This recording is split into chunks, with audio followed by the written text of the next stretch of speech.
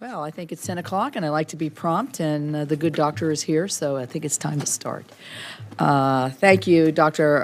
Bhattacharya, and congratulations on your new role as Director of the NIH. Thank you for appearing before the subcommittee today to discuss how the fiscal year budget of 2026 will continue efforts from NIH to reduce illness, enhance health, continue land-breaking or unbelievable research, and lengthen the lives of all Americans. My home state of West Virginia, as we have talked, is faced with many complex health challenges. I know that if we work together and make wise investments and focus on what really matters, we can create positive momentum towards eliminating these challenges. Fostering NIH collaboration with smaller and rural states is critical, and one of the strengths of the NIH IDEA program, which many of us are very interested in. This program provides funding to 23 states, including West Virginia, that historically have received little to no federal research funding. The IDEA program and other NIH funding streams have been instrumental for Marshall University, West Virginia University, and other institutions in my state in developing world-class research in neuroscience, cancer, stroke, vision, and addiction science. Researchers throughout my state of West Virginia are making significant contributions to biomedical research in areas ranging from cancers to Alzheimer's disease to substance abuse orders. I look forward to hosting you in West Virginia soon to see firsthand all the amazing research that is being done across our state. This will be a challenging year for appropriations, yet supporting biomedical research is a priority for me and has long been a bicameral, bipartisan priority for Congress. The United States leads the world in biomedical innovation, and I, along with many of my colleagues on this committee, think it is important that America remains the leader in biomedical innovation and research. Investing in biomedical research has proven to save lives while exponentially strengthening the United States economy.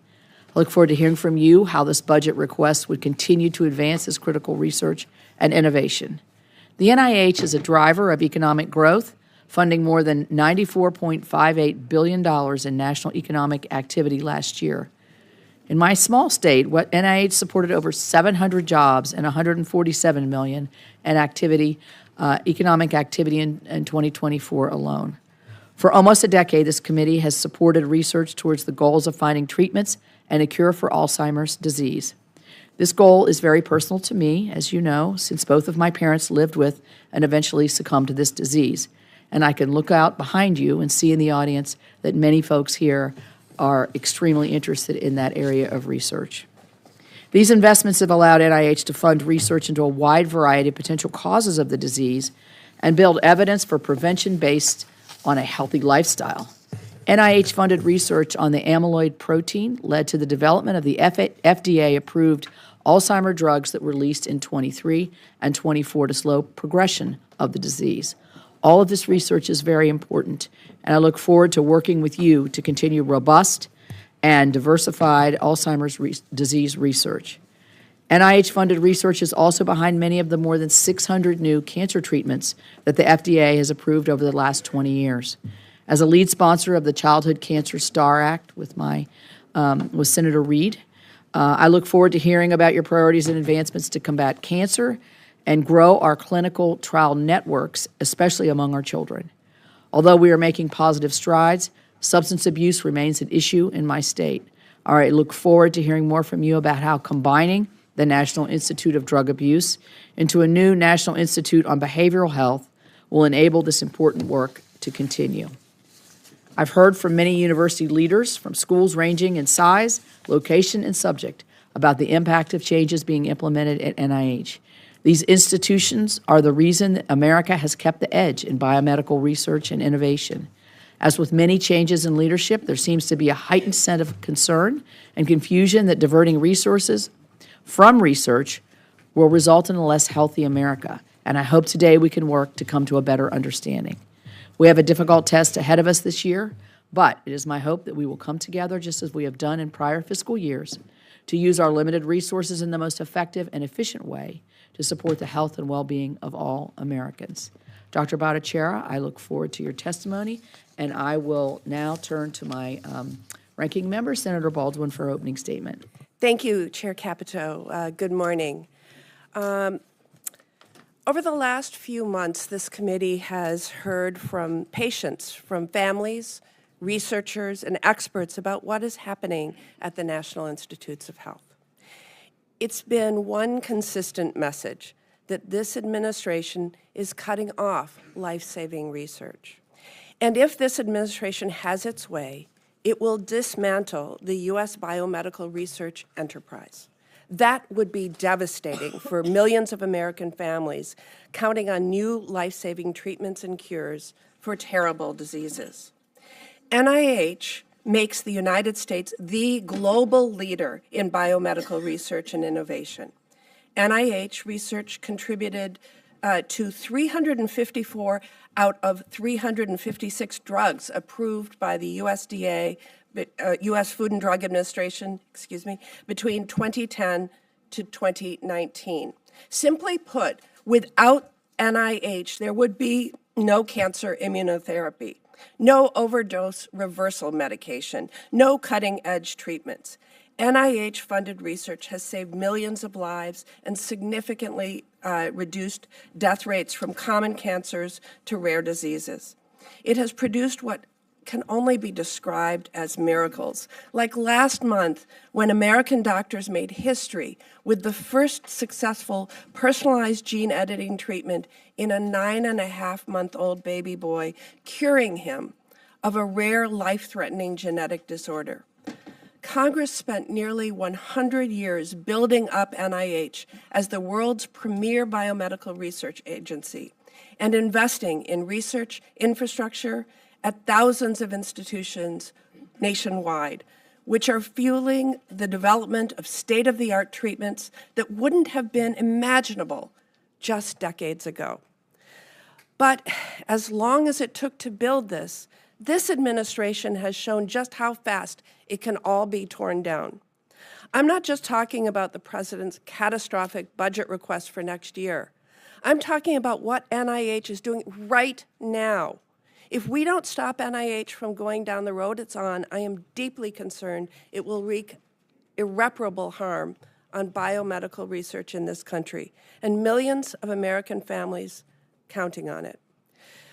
To date, NIH has taken the completely unprecedented step of terminating 2,370 active grants and $4.9 billion in funding.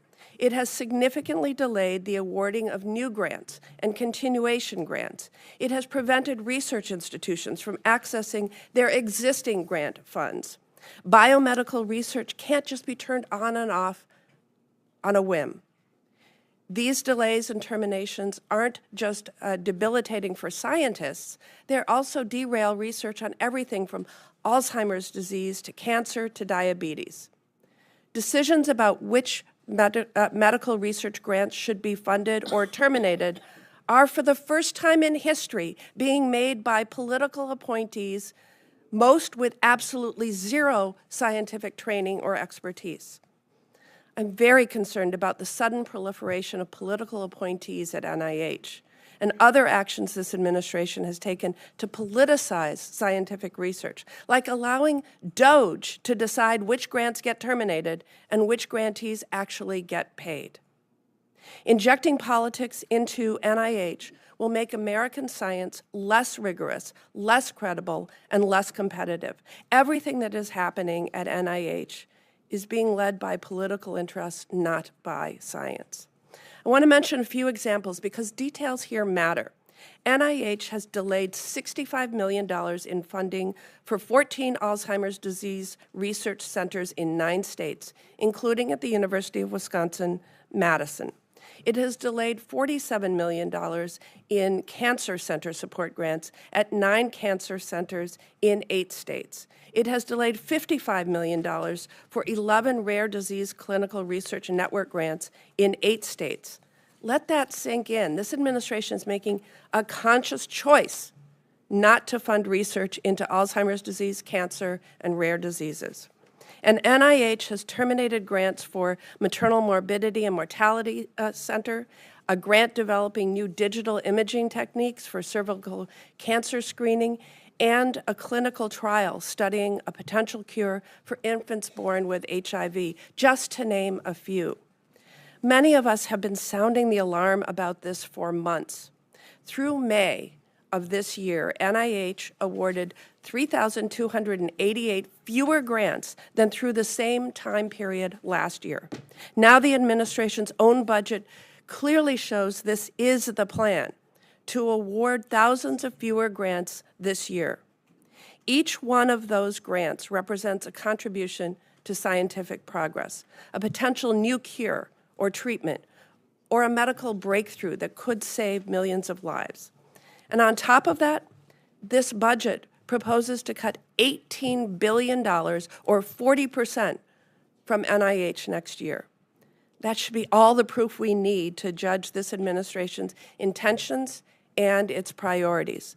This administration says it will ensure the United States remains the global leader in biomedical research. But its actions and a budget request that would cut the number of grants funded by NIH by 15,000 next year clearly shows those are empty words. This administration cannot be left to its own devices.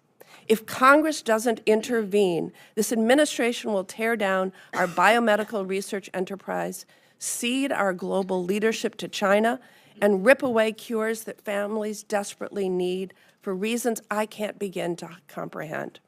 That's why I will do all I can to work with my colleagues on both sides of the aisle to protect what Congress has built in this country over nearly 100 years, that has produced miracle cures, saved millions of lives, and given hope to millions more. So I look forward to marking up the fiscal year 2026 appropriation bills in the coming weeks, and most importantly, enacting those bills into law later this year to do exactly that. Because this budget request makes it clear that if we don't, this administration will unilaterally enact policies that will be devastating for millions of American families. Thank you, Senator Baldwin. And now I turn to our witness. We're very happy to have Dr. Jay Bhattacharya, who is the director of the National Institutes of Health. Welcome. Thank you. Good morning, Chair Capito, Ranking Member Baldwin, and distinguished members of the committee. I'm Dr. Jay Bhattacharya, Director of the National Institute of Health, our nation's biomedical research agency. And thank you for inviting me to testify on the administration's fiscal year 2026 budget request for the NIH. As both Senator Capito and Senator Baldwin, you've both said, the NIH has long been known as the crown jewel of government and science, and for good reason. NIH researchers and NIH-funded scientists across the country that contributed to life-saving breakthroughs in biology, in medicine. Thanks to our work, the Americans have improved options to control diabetes, have better treatments for heart disease, better treatments for cancer, and major breakthroughs in sickle cell anemia and a whole host of other diseases and conditions that I don't have. If I started to list them, I would take up more than just the 5 minutes I have. Because of the NIH, we can reverse overdoses, we can prevent cervical cancers. The NIH's broad portfolio of investigator-initiated research and the agency's essential role in training the future generations of scientists fuels innovation across the country. It is an absolute honor to lead this incredible agency. Despite this progress, life expectancy in the U.S. has flatlined for more than a decade, since 2012. Millions of children and adults face poor outcomes due to chronic diseases like heart disease, like diabetes, and conditions like cancer and Alzheimer's continue to have a tremendous impact on the lives of millions of Americans. I'm also concerned that after the COVID-19 pandemic, many Americans no longer trust the biomedical enterprise of the NIH. A Pew study in 2024 found that 1 in 4 Americans did not believe that the scientists had the best interest of the public at mind. And as a scientist myself, I find that tremendously concerning. I applaud the NIH's efforts to advance science during a difficult time. However, I take seriously the concerns of the public and recognize the need for reform at the NIH. So, to restore our reputation among the American people and address the chronic disease crisis, we can't return to business as usual. I join President and Secretary Kennedy in their commitment in advancing 21st century research at the NIH. We will build on the agency's record of solving complex challenges and invest resources where they are needed by prioritizing the health needs of the American people, and I mean every single American. We're working to accelerate innovation at the NIH by integrating recent advances in data science and technology with our growing understanding of human biology. We can fundamentally change how research is conducted. We need to empower our nation's scientists to think big and come up with new ideas that will meet the current and future health needs of the country. Catalyzing this shift to newer technologies is more important than ever as research in healthcare yield vast quantities of data.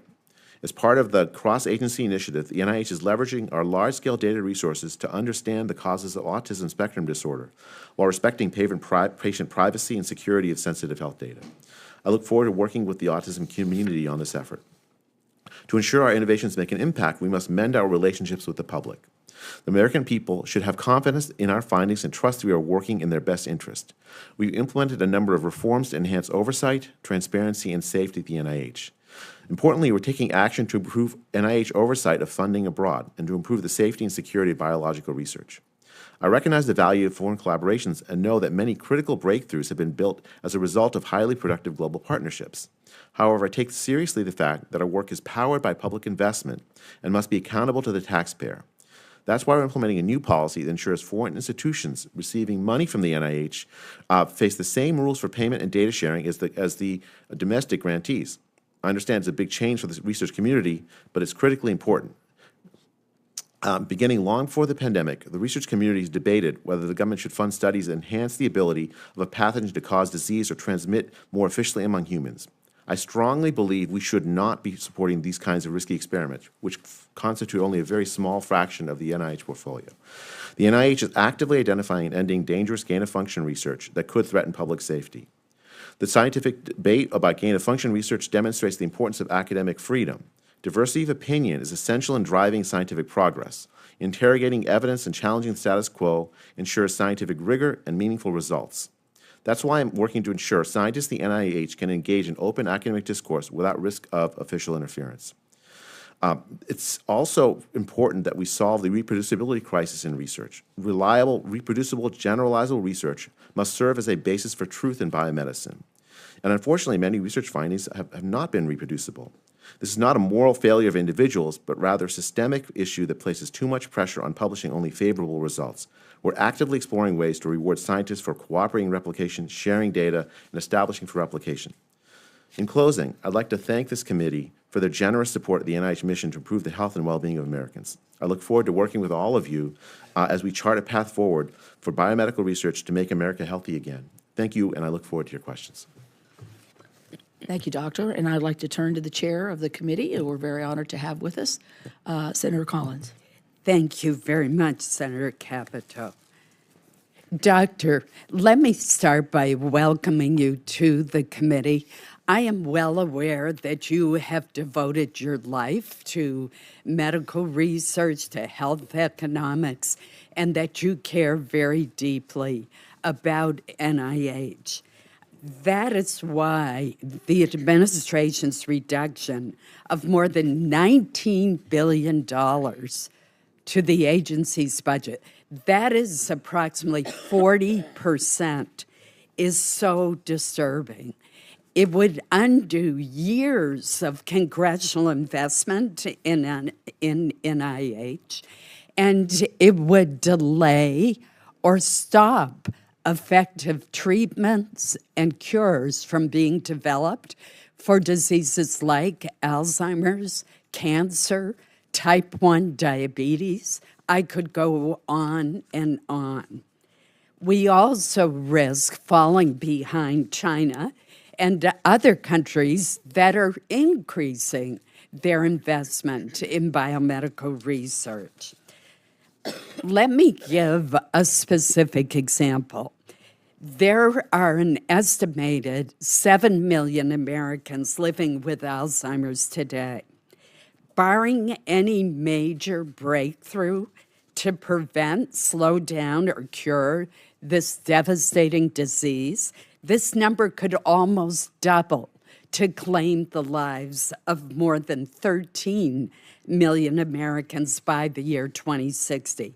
And that's why this committee has been so dedicated to increasing the funding for biomedical research and for Alzheimer's in particular to more than $3 billion last year alone. And it's produced results. We've seen the first 2 drugs that have been shown, when administered early enough, to slow cognitive decline. We have also seen the development of a breakthrough blood test, which will help lead to earlier diagnosis. Yet the administration's budget proposes a decrease of 40% for the National Institute on Aging, which funds most Alzheimer's research. As a senator representing the oldest state in the nation, this is of particular concern to me. And like Senator Capito, I too lost my father to this devastating disease, as well as my grandfather, 2 uncles, and just last year, a brother-in-law. So I know personally what it means to so many American families. Why is the administration proposing to cut the funding for the National Institutes of Aging when we are making progress in treating Alzheimer's and other dementias? Senator, thank you for the question. And so first, let me just say that I am fully committed to making progress, scientific progress on Alzheimer's. I know all too well from my own research work and from friends and family members the devastating toll of this disease. And we have made tremendous progress. The NIH supports a very wide range of hypotheses on Alzheimer's, and it's resulted in some advances, like, for instance, the blood test for early detection. We still don't have, I think, in my professional opinion, a sufficient way to manage the disease, to prevent the disease and to cure the disease. We need more advances. And so I'm absolutely committed to making sure the NIH plays a tremendous role in that.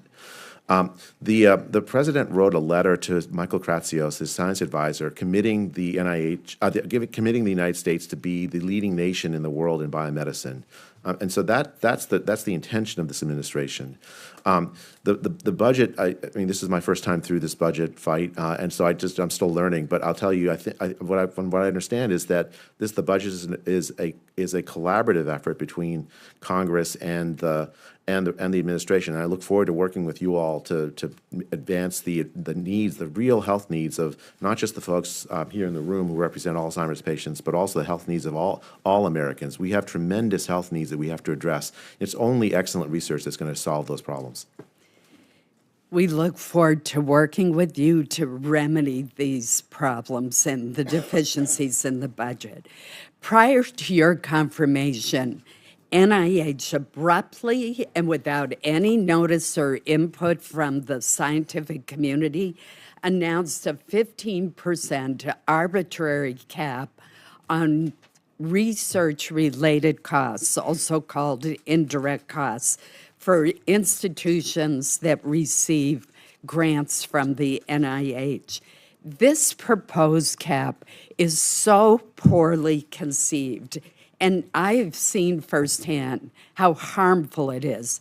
It is leading to scientists leaving the United States for opportunities in other countries. It's causing clinical trials to be halted and promising medical research to be abandoned.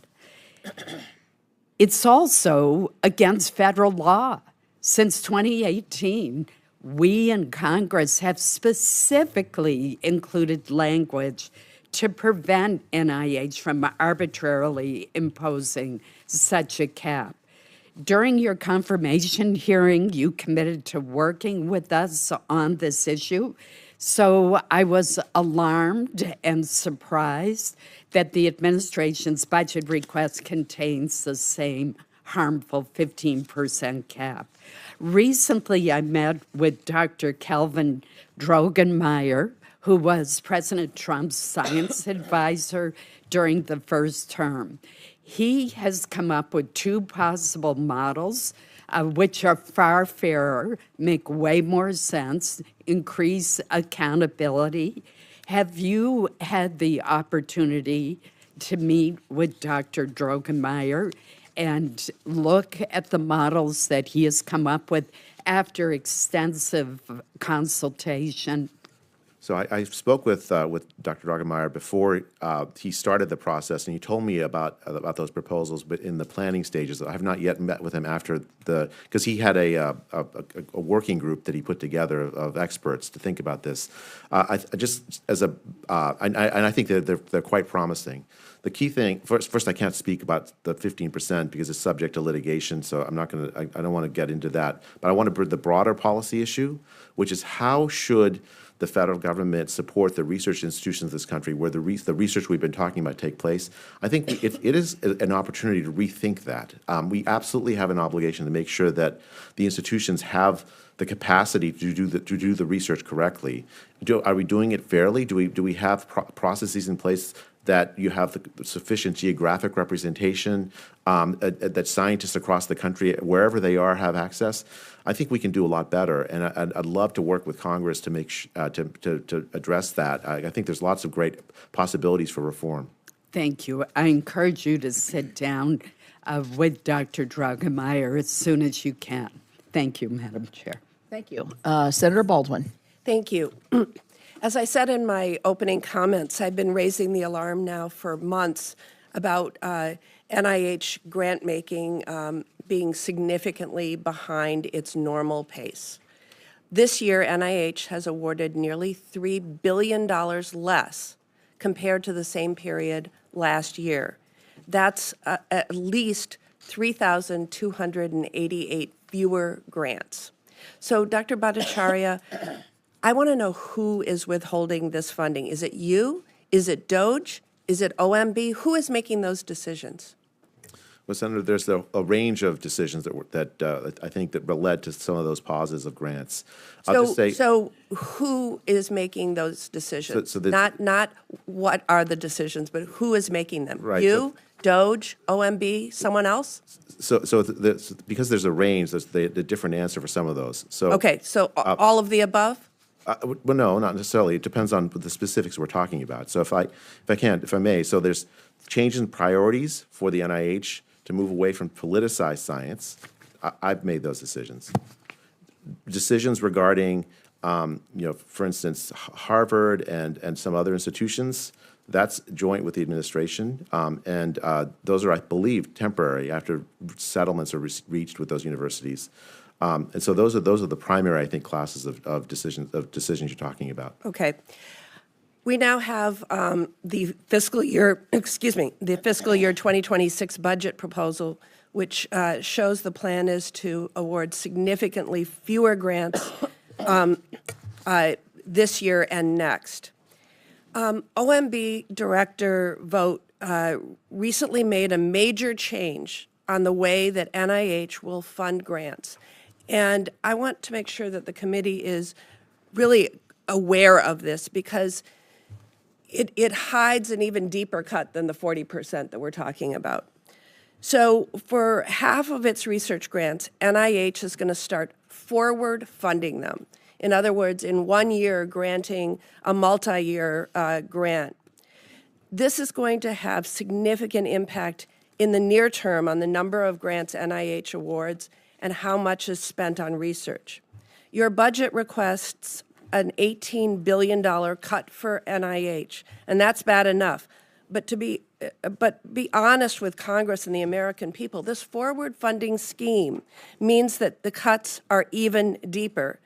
It means billions will effectively be put in escrow and won't actually be spent on research for a number of years to come.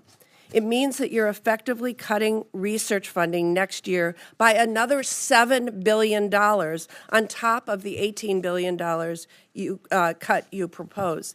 And it means that next year NIH would award a fraction of the grants it has historically.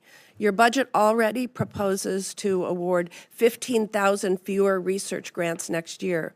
And this change alone, this forward funding, accounts for about 4,000 of those.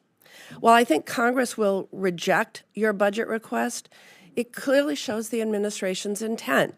And you can cut $7 billion and dramatically reduce the number of NIH awards next year on your own.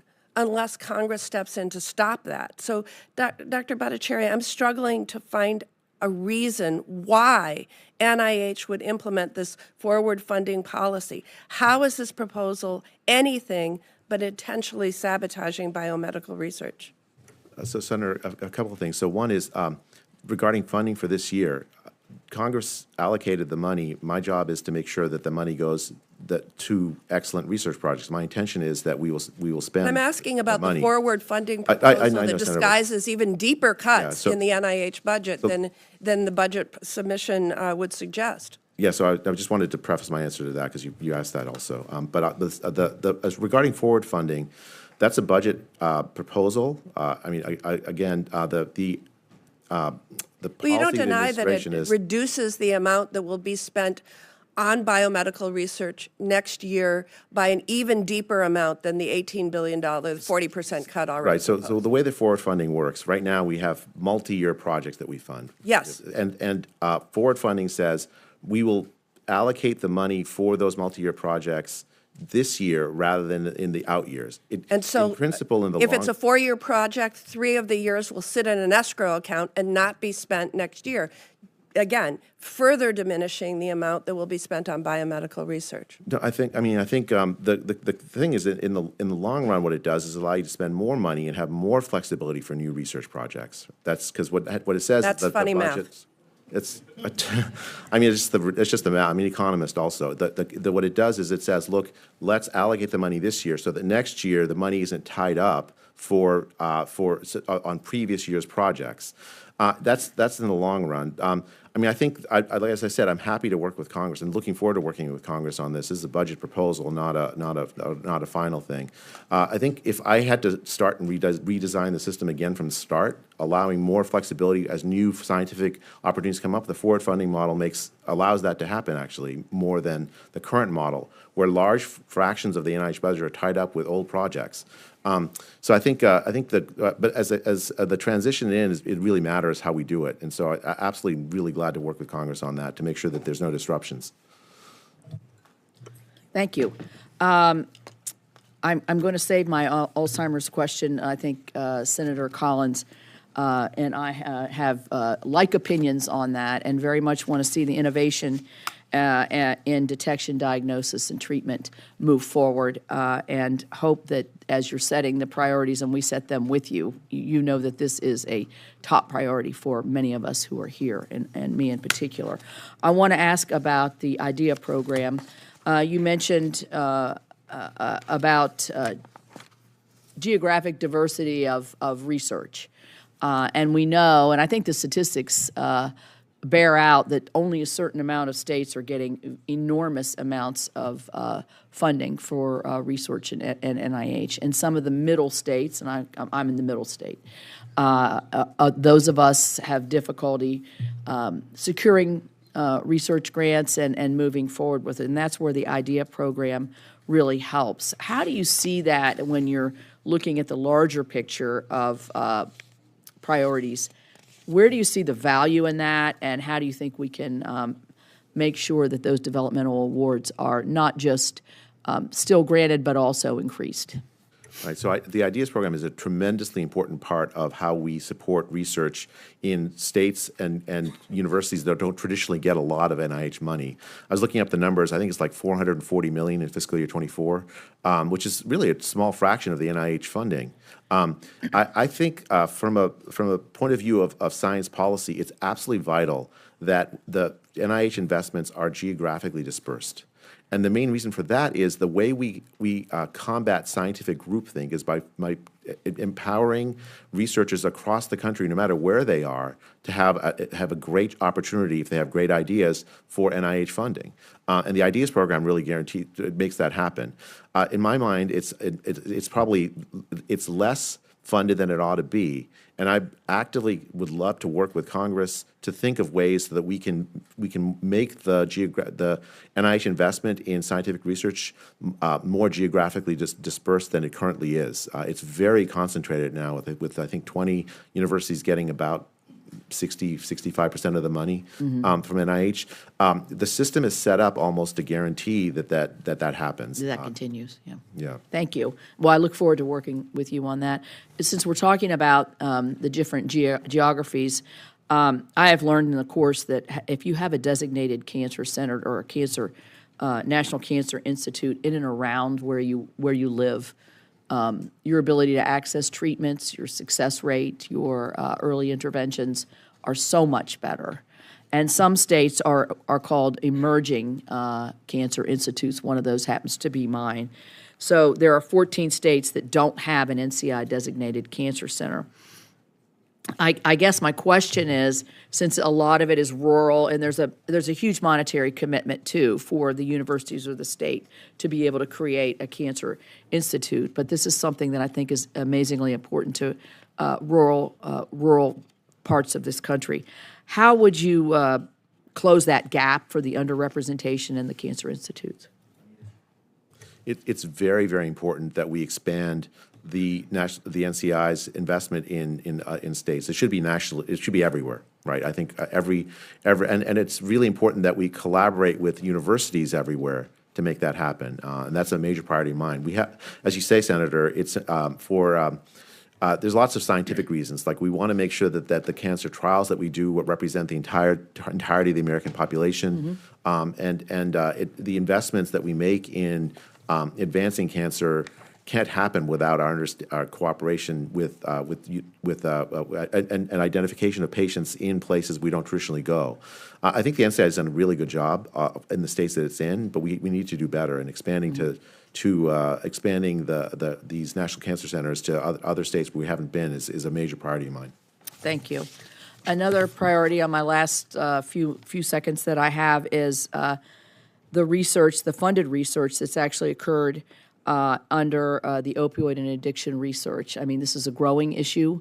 The statistics have come down, but I don't think we should be taking that as a sign that this is not still a tremendous problem across the country. And Dr. Rezai in our state is using a low-intensity focus ultrasound to restructure the way that the brain reacts to certain stimuli.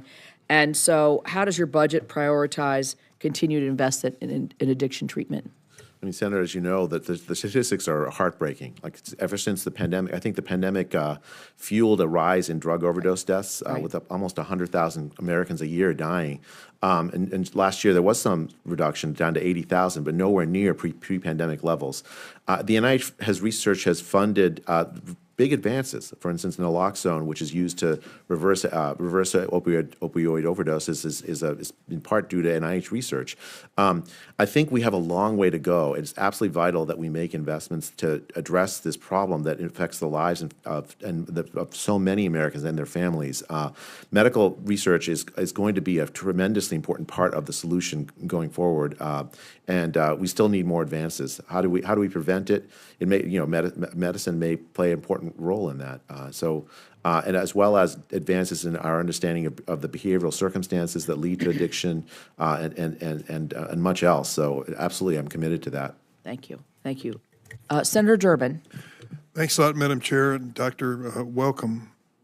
10 years ago, I made a visit to the NIH, and I met with a man who I believe is an American hero by the name of Francis Collins. He had the job which you currently have. And I asked him what I could do as a member of the Senate to help NIH. In previous years, the number of bipartisan efforts that resulted in doubling its budget, I didn't think that was realistic. And he said to me, what is realistic, and it's hard to do, is give us 5% real growth every single year. If you can do that, we're going to light up the scoreboard. We're making breakthroughs in so many different areas. 5% real growth. Our researchers will know they can count on next year being another good year for medical research. So I came back here and I talked to Patty Murray, who will join us, I'm sure, before this is over.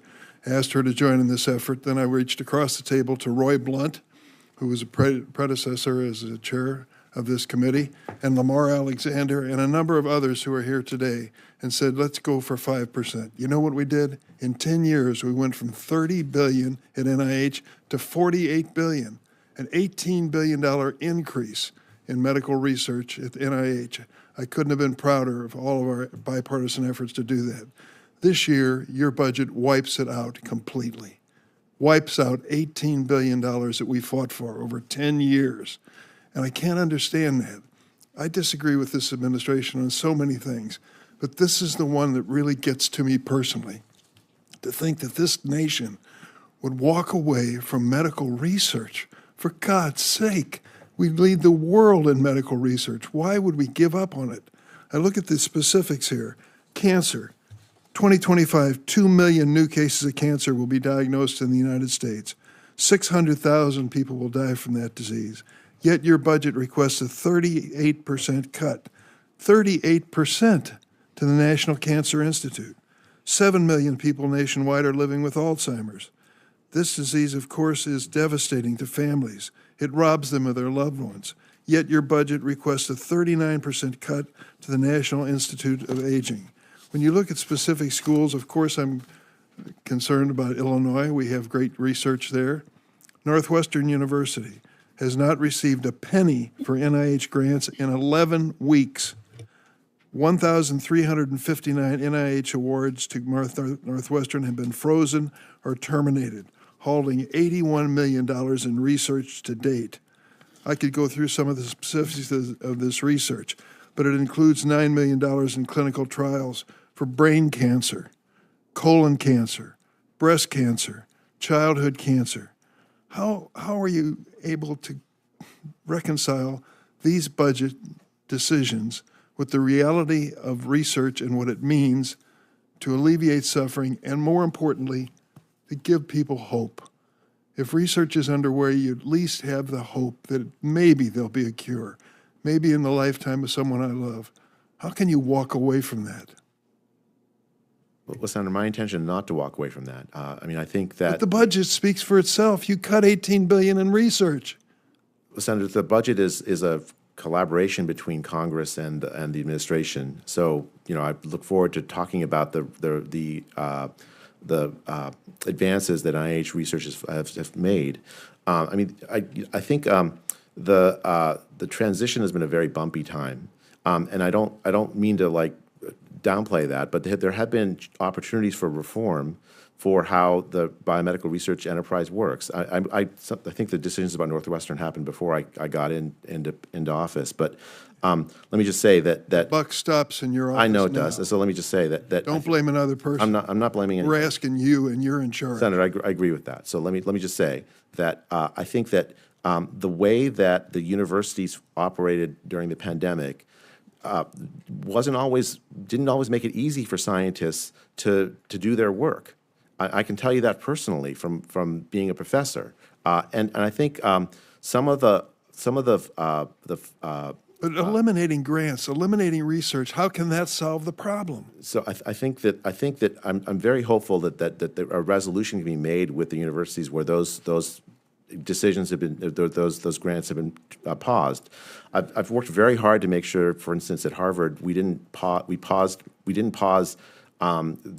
grants, for instance, to the medical centers because there were clinical trials going on.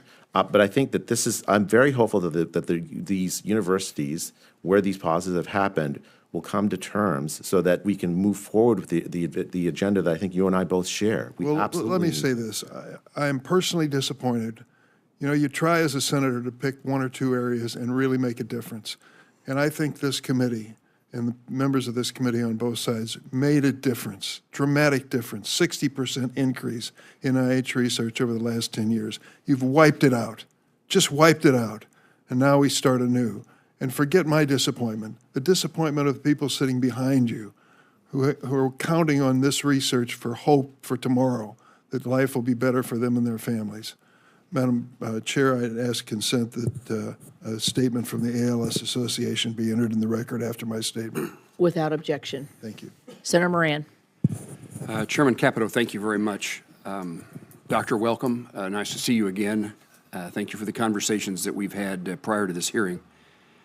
Doctor, this to perhaps follow on to what Senator Durbin was talking about. The life of a United States Senator, I assume, has lots of glamour and excitement, but I can tell you that perhaps the most satisfying I say that with a smile because I'm not certain that it's true. But I can do say, in all seriousness, one of the places that I found satisfaction in this job, one of the reasons this job has value to me and hopefully to my constituents, is the work that we do in regard to combating diseases and finding the cures and the treatments for Alzheimer's and cancer and diabetes, and the list is ALS, the significant list. And the opportunity then to have a sense of satisfaction that our constituents are actually finding value from what we do. Of probably as all of the arenas in which I work as a United States Senator, this one provides the most satisfaction, and it's one that I can relate to my constituents in which they find satisfaction. There is a lot of skepticism and distrust about government generally, the federal government perhaps in particular, but where there does seem to be satisfaction with what we're doing is in support for finding those cures. And so what task you've taken on is hugely important to me, hugely important, I think, to this committee, and hugely important to the country. And how you make decisions now you have the opportunity to get the satisfaction of that I find at least, in trying to do the things that make a difference in people's lives, individuals, and to provide that hope that Senator Durbin talked about. If Congress, you say this is a collaborative effort, and you're absolutely right, and I encourage Congress to exert its authorities and utilize its responsibilities in this arena and many others. So if Congress were to provide additional dollars above and beyond the President's budget request, how would we as a committee, and how would you as NIH recommend for us to prioritize that spending to get what you're looking for, is in a bit shaking up the past process and system by which grants are awarded and results are attained? Well, there's a number of ideas that I've had made in my Senate hearing when I was confirmed, as well as in other public things. I think first we have to focus on the real health needs of the American people, and they are enormous. Alzheimer's, yes, heart disease, diabetes, cancer, all of these we need to make, and so many others I don't have time to talk about, need focus and need research and need advances. I also have been heartened by the near bipartisan support that the NIH has long enjoyed, and I hope that we can get back to that. That's I view that as part of my job, is to say, look, let's have an agency that focuses on things that really matter to people, and as it has, and I think it continues to do. Second, we have to address some of the real problems in science, right? So the replication crisis I've mentioned many times, most people don't know about this, but a lot of scientific research, when independent teams look at the same result, they don't find the same answer. That's basic science. You'd expect there's reasons why that happens. There's no real advantage to doing replication work. That's something the NIH can fix. When drug developers do their own investments, they tell me that they do their own private replication work because they can't trust the biomedical literature. We can fix that as an NIH, and so I'd love to be able to fix that problem. We need to think big. Some of the advances are incremental. Let's focus on thinking big. So I think again, the budget, it's a collaborative effort, but I think it's going to be important that we address the real problems in science and the real needs of the American people with whatever budget that comes out, and that's my job. Doctor, I think I wrote down what you responded, and among all those words, you said we need focus, research, and advances. And I assume that means need more resources and that you would put them to good use. Is that accurate? That's my job, is to make sure that every dollar goes to real science that really meets the health needs of the American people. Let me ask one final question. Include Project is a trans-NIH research initiative established in 2017. The program is supporting scientists and universities and research institutes across the country, including the University of Kansas Medical Center, where researchers are studying Alzheimer's in people with Down syndrome. I've always been fascinated by this particular aspect of research that combines two things I care greatly about into one in some ways. As the administration advances efforts to unleash science across multiple NIH institutes and centers, I believe Include is a model for those objectives. Will you commit to working with me and the committee to ensure increased federal funding for this effort and maintain the status as an NIH-wide initiative? I think that that's a tremendously important focus. I was recently at a event featuring the advances the NIH made in studying Down syndrome patients, and the early onset of Alzheimer's is one of the major problems that Down syndrome patients face. So I absolutely am committed to that, Senator. Thank you, sir. Senator Merkley. Thank you very much, Madam Chair. And some of my colleagues have already emphasized the work on Alzheimer's. And it's my understanding that no existing grants have been canceled, but some of the advisory council meetings necessary for grants to go forward at some of the 14 or at the 35 Alzheimer's disease research centers have not been held. And so there is kind of an interruption of grant funding.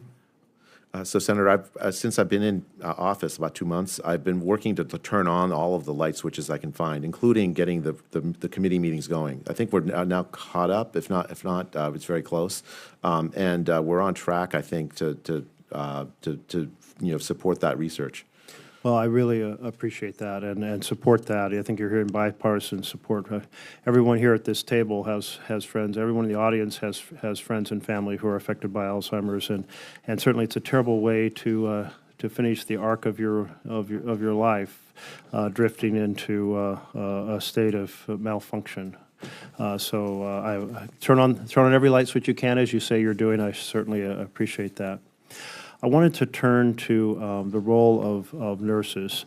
It's maybe a particular interest in that my wife is a nurse, so I hear a lot about the healthcare system from her point of view and her colleagues' point of view. But you would agree that nurses are a key part of our healthcare system? Absolutely, yes. And NIH has engaged in research that is related to the role of nurses, including the impact of patient to nurse staffing ratios. That would be an important area of research? Yes. Yeah. You know, one reason I particularly want to highlight that is what I have witnessed in some of the major healthcare systems is that as so many baby boom health practitioners are retiring and so many baby boomers need more health care, the pressure becomes for a higher and higher patient to staff ratio, which then produces burnout, which means that more nurses go on call rather than doing a full work week or retire, accentuating the problem. And so really trying to address the working conditions for nurses is in the interest of keeping more nurses working and therefore have a productive cycle rather than an unproductive cycle. So that research is important. Research also, nurses are engaged in interventions that improve the quality of life for many patients, including cancer survivors. Sometimes doctors are a little more on the engineering side, but in terms of the bedside to bedside and follow-up, nurses play a key role. You'd agree with that? Yes, I would. I mean, I'll just say personally, as a medical student, I learned at least as much from the nurses that I had the privilege to work with as I did from many of the doctors. So this is why I'm confused about your decision to eliminate, your proposal to eliminate the National Institute of Nursing Research, because such important work is done through that institute. And could you give us a little insight on that? So I'll just say, again, the restructuring decisions are something that are done in collaboration with Congress. I mean, I looked up the history of this, and Congress has weighed in many times. And there's a process which I'm committed to following to make that in collaboration with Congress. But the substantive question, how should the research that you've outlined and where and should it be done? The key question to me is not the structure of the NIH, but the collaborative nature of the NIH. That research needs to get done because it advances health and well-being of American people. Where exactly it happens is less important to me than that it gets done. And I'm committed to making sure that research like that does get supported. So essentially what I hear you saying is you put forward a proposal to eliminate the National Institute of Nursing Research, but you understand that restructuring is something that should be done in collaboration with Congress. That actually is the way the Constitution is designed, so I appreciate your making that point. And I'm sure folks here will be very engaged in that conversation. So In terms of any concern that anyone might have, if Congress funds decides to fund, and the bill is signed by the President, the National Institute of Nursing Research, we don't have to be worried that suddenly those funds will be impounded and it will be shut down. Senator, a lot of nursing research, including the things you outlined, are important for advancing the health needs of the American people. Understanding the nursing ratios, for instance, that's something I actually studied earlier in my career. So I understand why it's such an important question. So yeah, I absolutely support that research.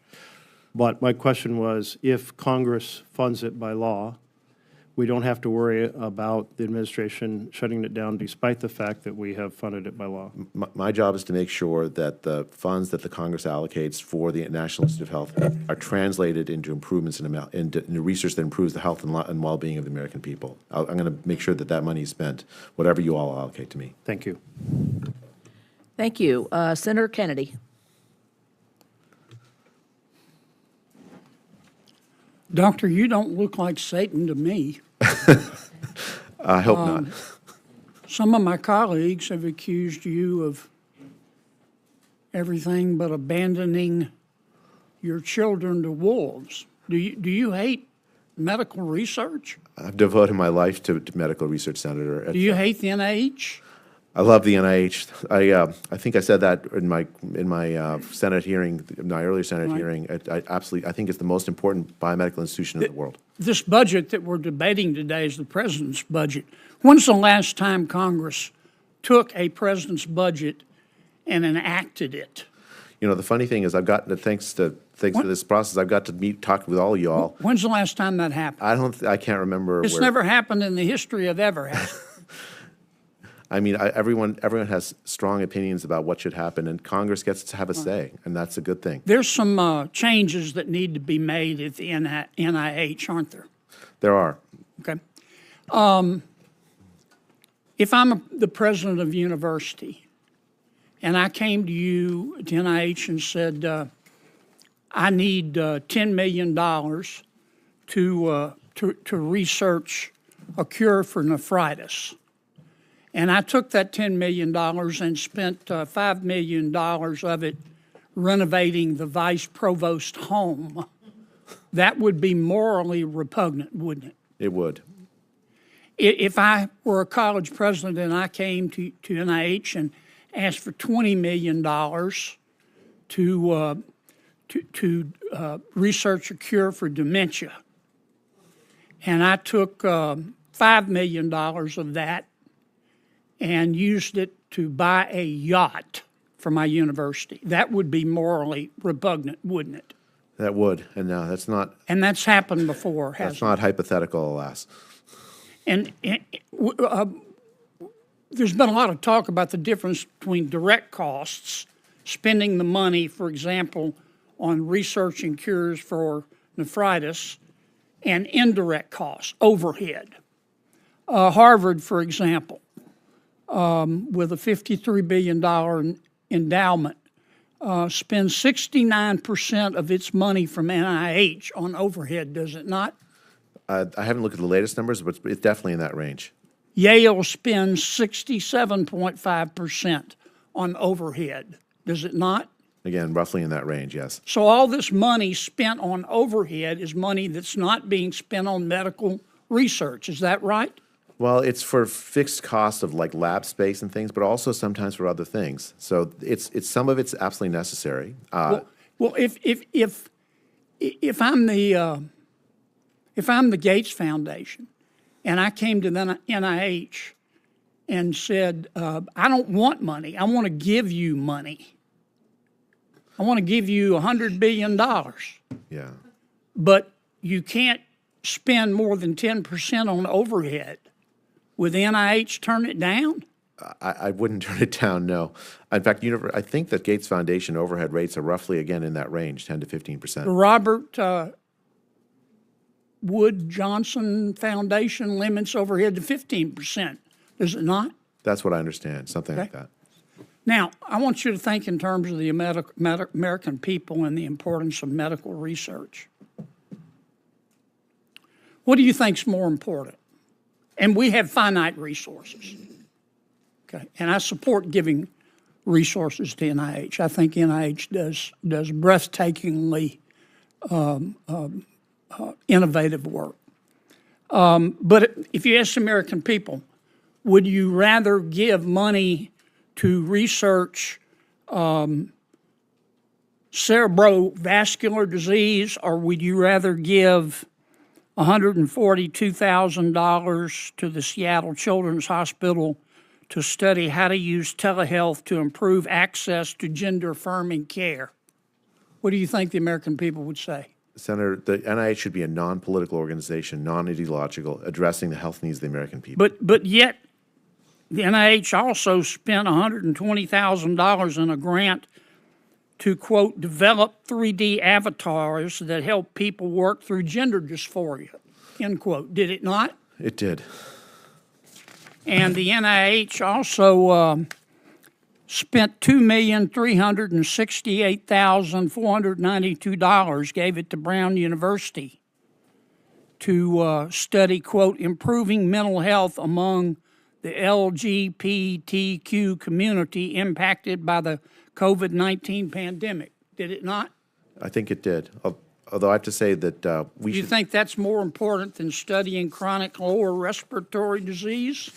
I mean, I think we should address the real health needs of Americans, not divide Americans into we have to take into account the real differences in in the biology of people.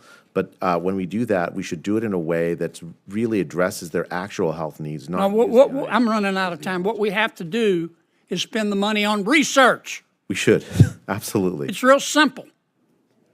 I agree with you, Senator, 100%. And some universities aren't, NIH is not calling them on it. Isn't it a fact that a study showed between 2017 and 2019, auditors found 137 critical trials funded with taxpayer money involving 41,000 kids, and they didn't even report the results?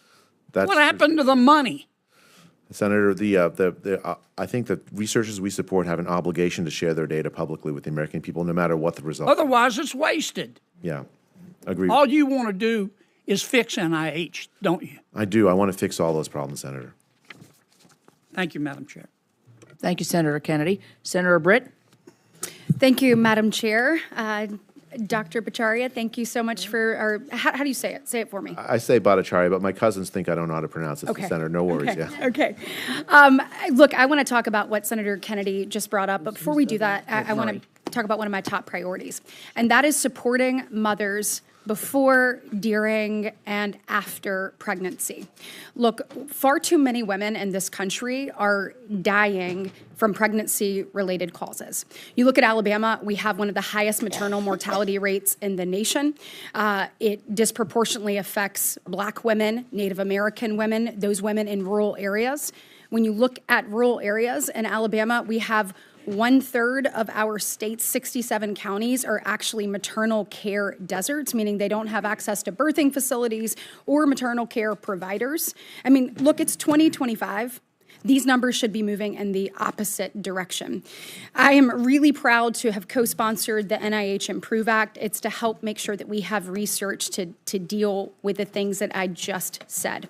My question for you is can you tell us briefly, what do we know today about the why of this is occurring, and where is the gap that we need to close in order to move these numbers in the opposite direction? I'm sorry, I was just looking at the numbers. I mean, it's a range of conditions, including gestational diabetes, maternal hypertension, a whole host of conditions that many of which are preventable if we just get prenatal care done early. It's an absolute heartbreaking situation when. Well, that's another thing. Many women don't even get care until about month 5 of pregnancy. I mean, these are things that we have to change. Look, we are doing this and we're authorizing it and then on a year-by-year basis. It is my thought that if we actually want change, we have to allow for predictability. So my NIH Improve Act allows for 7 years of predictability. My question to you is if that was the case and you had that, do you think that we could have better research? The answer is absolutely yes. Okay, great. Well, then I think that we've got to start thinking bigger picture in this body instead of segmenting things one by one. We've got to think, how do we actually achieve the result on the issue in front of us? And speaking of, back to Senator Kennedy's comments, let's talk about NIH. You know I have been a strong supporter, making sure where we have life-saving and life-changing research that it absolutely continues. I also know that we have to be good stewards of taxpayer dollars. We have to make sure that we create a system where we can continue to be the gold standard of biomedical research across the board. I have heard my colleagues today say and indicate that you want to give up on medical research. Is that true, yes or no? No. Right. They have said that you want to wipe out research. Is that true, yes or no? No. Okay, so let's have a productive conversation between the two of us right now. When we want NIH to remain the gold standard of research, we've got to make sure that the best idea wins, right? Absolutely. We've got to make sure that people have an opportunity to compete no matter where they came from, that we stop rewarding just legacy contracts, so to speak, and empower researchers and empower the research to go where it can save lives. Do you agree with that? Entirely. So how do we make sure that every dollar actually goes to discovery and not to institutional overhead? What ideas do you have? I mean, the key thing there is that we have to make sure that the institutional overhead funds are essentially a part of a competition across universities. Okay. Right now, we have a system that guarantees that a very small number of universities are going to get all of the institutional support. So how do we fix that? Essentially, the key problem now is that we require the institution to have excellent researchers in order to get the institutional support. Okay. It's a vicious cycle because you only attract researchers if you have excellent researchers, if you have the institutional support that with the lab space and so on. So we got to break that cycle. Have to break that cycle. How do you do that? Well, I mean, there's lots of creative ways to do that. The IDEAS program that Senator Capito mentioned is one way to do that. There are other mechanisms to do that. I'd love to talk with and work with Congress on how to do Absolutely. that. I think we've got to create a competitive environment where the best idea wins so that the American people win. We've got to stop churning and churning and churning because it's what we've always done. This is our opportunity to make a dollar go further and to make it have a greater impact. I guess my question to you is if we introduce competition into this arena, which I think is a great idea and a concept that we should explore, if we introduce it into maybe the indirect cost equation, how would that actually bolster, or do you think that would, break the system? No, I think that it would actually strengthen the system because it would get support to researchers that are in non-traditional places but have excellent ideas that have a much harder time getting support from the NIH. And I think that combats scientific groupthink, expands the base of scientific ideas, and it really addresses the critical roadblocks that we currently face. Well, I hope that you will continue to explore that. We certainly want to be your partner in this. I believe we owe it to the American people to ensure that NIH funding and every single dollar of it is driving actual innovation that achieves results, that makes an impact, that saves lives. And I look forward to continuing this conversation. Thank you for being innovative in how we approach this and working with our colleagues on this committee to modernize the outdated system that rewards legacy and not actual results. Thank you. Senator. Thank you. We have been joined by the Vice Chair of the full committee, Senator Murray, and welcome her here. Thank you very much, Madam Chairman. Welcome to our committee. I am extremely proud of the work that I've done on a bipartisan basis to strengthen our investments in NIH, to support life-saving research, and to really maintain American leadership in biomedical innovation. I'm not going to mince words today about how that progress is now being unraveled. What the Trump administration is doing to NIH right now is, frankly, catastrophic. Over the past few months, this administration has fired and pushed out nearly 5,000 critical employees across NIH, prevented nearly $3 billion in grant funding from being awarded, and terminated nearly 2,500 grants totaling almost $5 billion for life-saving research that is ongoing, that includes clinical trials for HIV and Alzheimer's disease. Across the country, including in my home state of Washington, research institutions have been waiting for months to receive funding for grants they've already been awarded. Meanwhile, NIH is cutting down on grant awards with thousands of fewer research grants this year and almost 15,000 fewer next year if the administration has its way. Because to pile on this destruction, you and the President are requesting that we now slash NIH budget by 40% or $18 billion. I cannot fathom to what end. The Trump administration is already systematically dismantling the American biomedical research enterprise that is the envy of the world, throwing away billions in economic activity in every one of our states, and jeopardizing the life-saving work of researchers across the country. This budget proposal would effectively forfeit our leadership in research innovation and competitiveness to China. It would mean we depend on China for the latest treatments for devastating diseases. No one in America wants us to do less cancer research. No one is asking you to make it harder to research Alzheimer's disease. And no one is asking you to cut life-saving clinical trials. We're hearing this from the experts themselves. You just received a letter signed by hundreds of your own staff who believe this administration's actions risk breaking NIH and the life-saving work it does.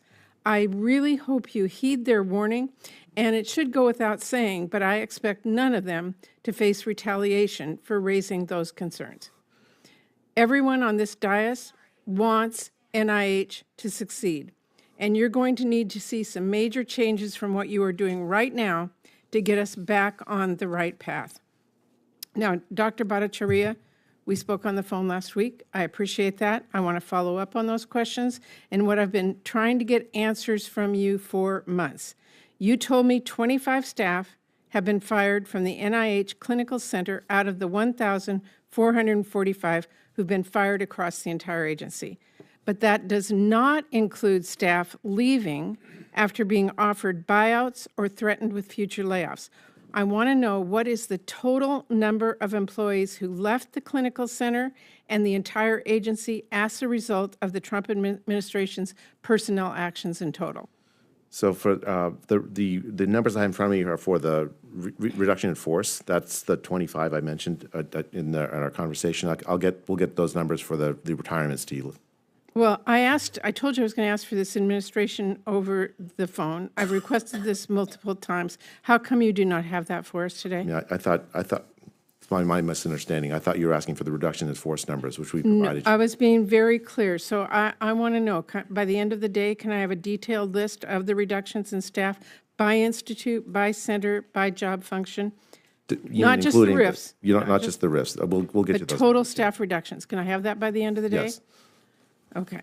Those are really basic questions, and I want to see that by the end of today. Now, I am also particularly concerned, as I told you, about cuts to clinical trials, which are harming patients' care nationwide and the chance for better treatments and cures. NIH has now terminated at least 160 clinical trials. In addition to terminating grants, you are also delaying grant awards and freezing or significantly delaying institutions from being able to draw down their grant funding, which is disrupting clinical trials, to say nothing of the research that it is now threatening. How many clinical trials across the country have been impacted by the grants you have terminated, frozen, or delayed? Senator, I don't have the numbers for the specific number of trials. We've worked to make sure that the patients enrolled in the clinical trials have any delay in their care as a result of in 2020, the NIH terminated a very large number of clinical trials. Well, I'm asking you about today, under your I don't have the direction. specific numbers, and a lot of that is subject to negotiation. I've set up a process where people can appeal for if there's any decisions made regarding grant pauses and terminations, and we're actively working to make sure that we can make that appeals process is going. The numbers are in flux, and we'll have to get some of those numbers to you later. We do know that patient care is being impacted at your own clinical center and in more than 100 clinical trials in the country. On May 30th, you terminated a 23-year research effort to develop an HIV vaccine, just as scientists, including at the Fred Hutch Center in Seattle, are on the cusp of a functional cure for HIV. Terminating those HIV vaccine trials now cuts off access to treatment for 6,000 patients in the network. You canceled a clinical trial evaluating new evidence-based interventions for type 2 diabetes in rural communities in Appalachia. You terminated a clinical trial studying immunotherapy in combination with monoclonal antibodies to treat women with recurrent ovarian cancer. That is what has already happened. So now you are coming to us today proposing to cut NIH funding by 40% next year. Tell us how many fewer clinical trials would you fund in the next fiscal year with a budget cut of $18 billion? Senator, can I just address the HIV? Because I am absolutely committed to in 2019, the President Trump issued a challenge for us to eliminate the threat of HIV in this country, and we've had a 22% reduction in HIV transmission since then. We now have the technological tools to do that. And I've been working on developing a program to actually implement this vision, so we can use But you did new terminate advances. the HIV research at Fred Hutch that, again, was on the cusp of a treatment for 6,000 patients nationwide. You did do that. I'd have to get back to you on that. You did do I have to that, check okay. Senator, I mean, I think we actually have now the chance with the existing technologies, lenacapavir and other technologies, to actually address. I'm delighted to hear that, but Yeah. I'm just telling you what clinical trials have been terminated, and I'm asking you this because we have to write an appropriations bill. How many fewer clinical trials will you fund in the next fiscal year with an $18 billion cut? Well, Senator, That's your budget request. The budget request is a work of negotiation between Congress and the administration. President Trump has issued a letter to Secretary Kratsios committing the United States to be the leading nation. Yeah, okay, well, you're not biomedicine. answering the question. We need to know how many fewer clinical trials. Can you get that number back to me, please? I mean, that's. You're asking for a budget. We're trying to figure out what that will fund. That's our job. The number depends on what the requests we get for proposals from all across the country. The budget itself will be dependent on what you all do, as well as what Well, the administration I know, does. but we are trying to write a budget with the knowledge that you have, with the requests that you have. I'm asking a question, how many fewer clinical trials? We need an answer back to that. Well, Senator, it's hard to give an answer to that because I don't know what the proposals are going to be that are going to come in, right? I mean, you're asking a hypothetical question about what the scientific... You came here today to ask for a budget that reduces NIH significantly. I would expect as director you would know what the impacts had. We need to know what the impacts are in order to fund that Senator, budget. I mean, it's hard to say exactly what the researchers of the country are going to do in response. I mean, for a hypothetical budget. Would you say there's going to be more clinical trials under that? Under an $18 billion, 40% cut? It seems unlikely. But I'll say this, that the budget itself is a negotiation between the administration and Congress. Congress allocates the funds. I am absolutely committed to make sure whatever the allocation goes, that we address the health of the I know country. my time is way over, Madam Chairman, but I think the point is really important that you are asking us for a significant reduction. It will impact the health of the United States of America. This committee has an obligation to know how you are spending that money. Thank you very much. Thank you. Senator Rounds. Thank you, Madam Chair. Dr. Bhattacharya, first of all, I enjoyed our conversation last week. I do think there is a real value in looking at smaller institutions as well and providing an opportunity for them to participate and compete for the grant dollars coming out of NIH. And I think you may very well find that their overhead may be substantially less.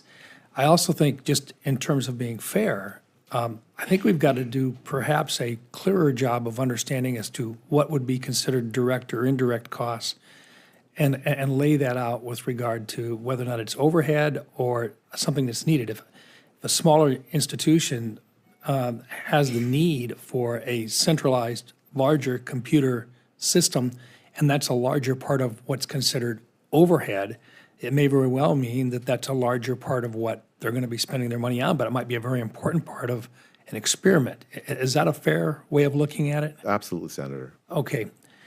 Look, I think what you're hearing today is in a number of areas, first of all, that by tradition, a president would suggest a budget and then a Congress would modify it back and forth.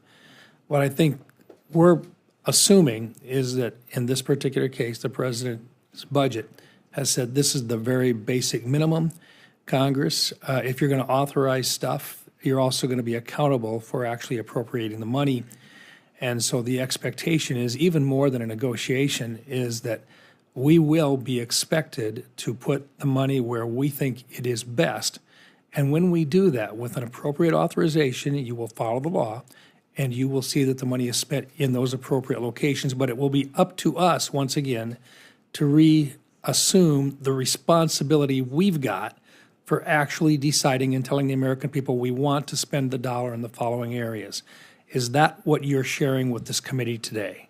Absolutely. It is a negotiation, a cooperation between Congress and the administration for deciding where the research needs of how to best meet the research needs of the country. I'm convinced that there's an opportunity to do two things at the same time, and sometimes I think it's misunderstood in terms of how we approach spending money, and that is just as an example, in Medicare, 2/3 of all the people that are on Medicare have 2 or more chronic illnesses. We spend 93% of the money in Medicare on those 2/3 of the individuals. They're suffering. Their quality of life is not good with 2 or more chronic illnesses. If we can find a way to improve their quality of life and actually save tax dollars by addressing those chronic illnesses, whether it be diabetes, whether it be Alzheimer's, whether it be Parkinson's, or a cancer, it's kind of a win-win situation, isn't it? Absolutely, Senator. I don't think we can do that without integrating AI into this process. And I think we're on the verge of actually doing a lot of that today. But part of it requires databases. Let me work my way through this just a little bit. I think we have to invest in modernized data systems, including leveraging AI to accelerate research, maintain global leadership in life sciences, and develop treatments and cures for both chronic and rare diseases. As a co-chair of the Senate AI caucus, I'm one of the individuals who have championed several pieces of bipartisan legislation. This is bipartisan in nature, to expand AI literacy, adoption, and competitiveness. Now, I've been briefed on the National Center for Advancing Translational Sciences, known as NCATS, and their work on N3C. I'm impressed by its success and its role in supporting the National AI Research, or NAIR pilot. However, under the budget, I noticed that NCATS will be folded into the National Institute of General Medical Sciences. How will NIH's proposed consolidation strengthen NCATS leadership in data science, AI, and machine learning? So I also am tremendously proud of NCATS and what it's accomplished in AI. I'm also aware of the program you're talking about, where my predecessor, Director Bertinelli, she developed this program. I fully support using NCATS to address the needs you're talking about. To me, the most important thing isn't the exact organization of but rather the actual activities that we do. And under whatever reorganization we do, of course, Congress will have its say. I want to make sure that those activities go forward, because I agree with you, Senator. The investments that we make in AI will pay off dividends enormously. It's a tremendously promising way to do scientific discovery and also to make patient care experiences and physician-doctor relationships much better, and better diagnoses, better ways to manage patients and to prevent illness. I think AI is going to play a real important role in all of that. I think the next step will be literally incorporating AI as an agentizer in the development of multiple types of approaches to solving lots of these chronic illnesses. And I am very hopeful. This is not something that's going to take decades. It may take years, but this is an opportunity to really show an improvement in quality of life that impacts American families, not just the individuals that have those chronic illnesses, but those who take care of them as well. I look forward to working with you, sir. Likewise, Senator. Thank you. Thank you, Madam Chair. Thank you. Senator Shaheen. Thank you. Good morning. Nice to have you here, Dr. Bhattacharya. Federally funded research through the National Institute of Diabetes and Digestive and Kidney Diseases, NIDDK, and the Special Diabetes Program has been really critical in advancing diabetes treatment. We talked about that when you and I met. But NIH funding, your budget slashes NIH funding and potentially guts NIDDK by folding it into other institutes. Even worse, NIH has canceled long-term studies like the Diabetes Prevention Program Outcome Study for both political retribution and supposed cost savings.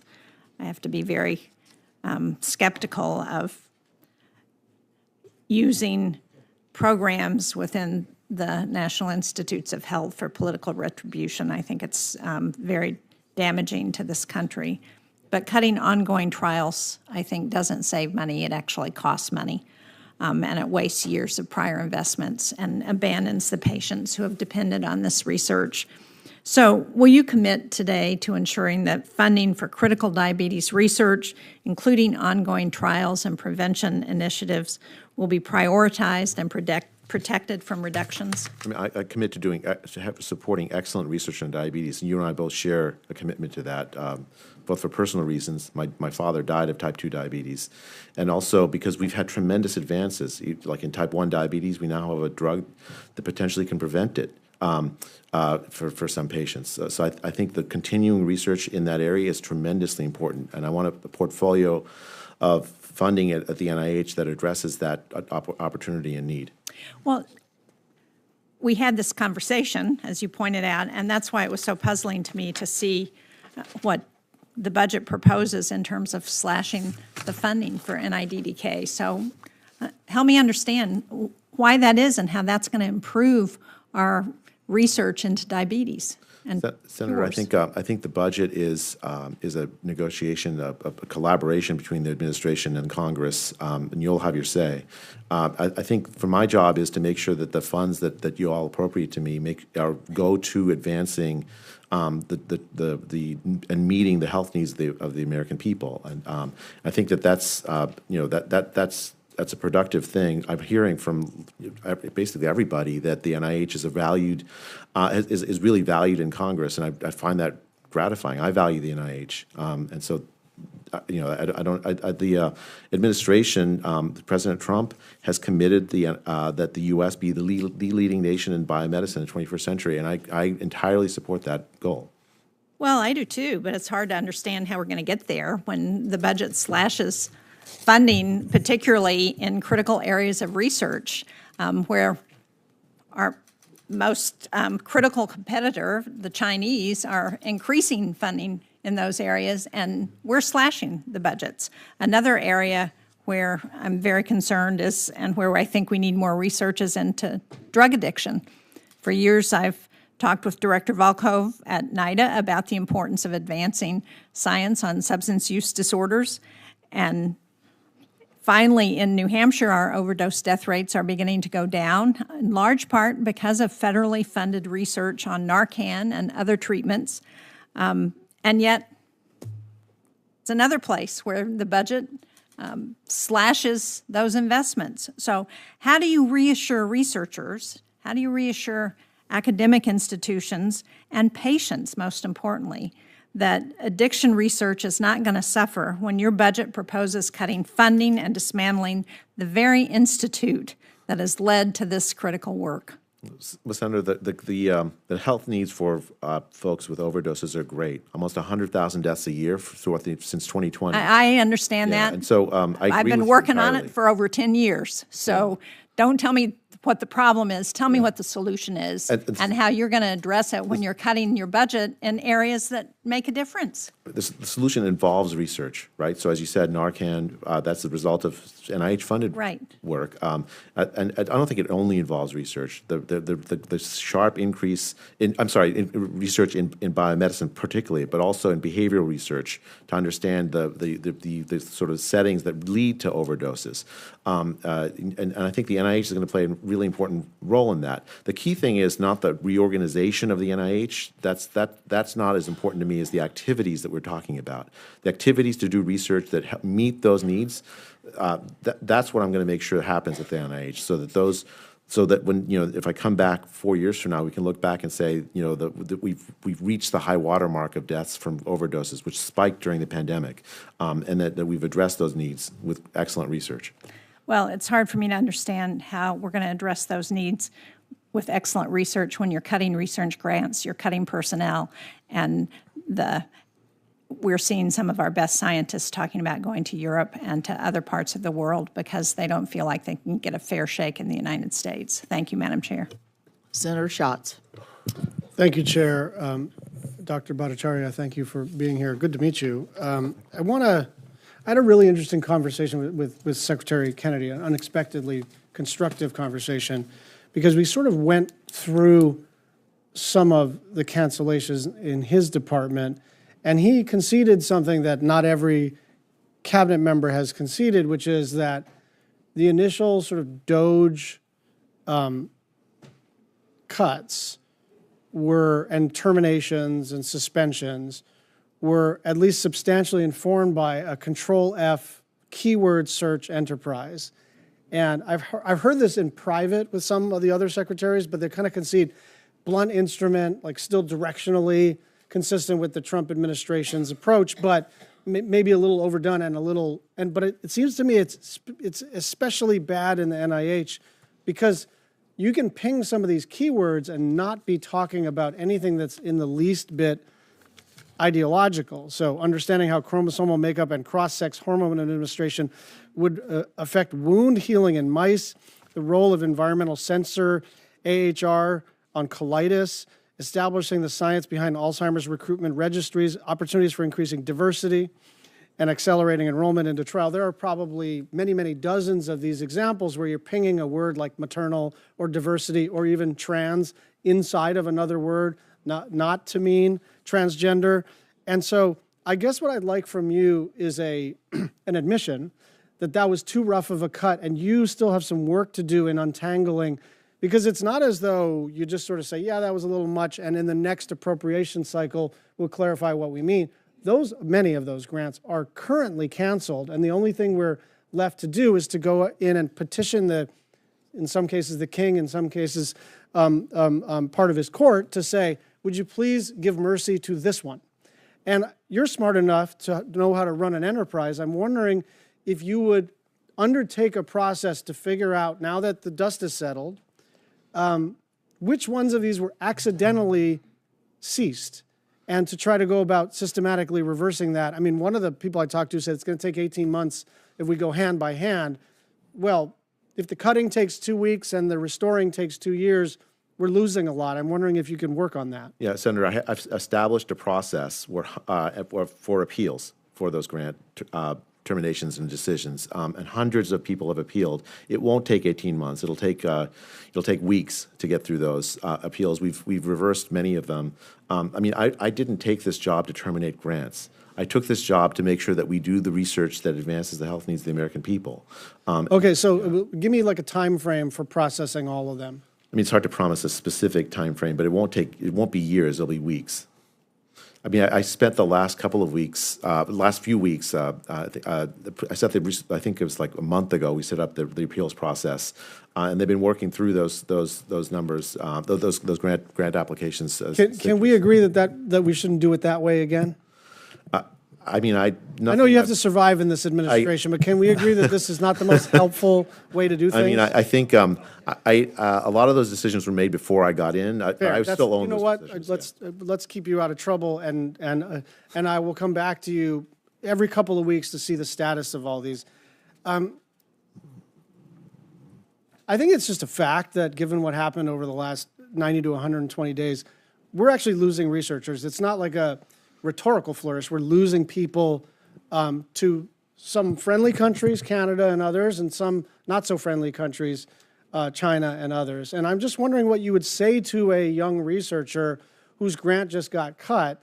Tell them why they should stay in the United States, because the prospects, if you are to believe House Republicans, if you are to believe Elon Musk, I'm not sure I can make the argument to a young researcher, you're best staying in the United States. Make the best case. You have a microphone, you're on the record. Yeah, so the U.S., the World Report, which is a NIH product, estimates how much money public institutions give for research for biomedicine around the whole world. The U.S., through the NIH, is the primary funder of biomedical research. Something like 85% of all worldwide public biomedical research is funded by the NIH. And so if you are a scientist, if you're a young scientist, this is the place to do your work. This is the place where you're most likely to get the scientific resource to do your scientific work.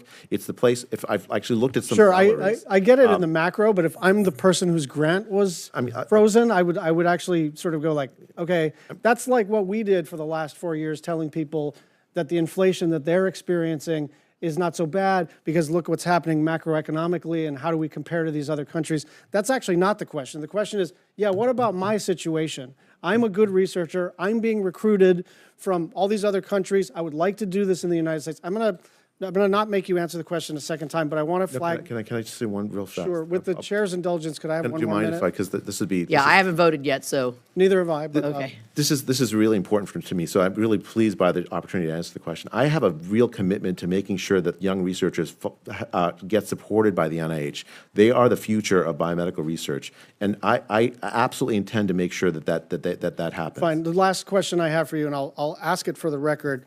There's this conflation of health disparities and different outcomes for the different sexes and people with different ethnicities. You know them better than I do, but certainly as an Ashkenazi Jew, I have to worry about certain things. African Americans have to worry about other things, and so on, right? And that's being swept up as DEI.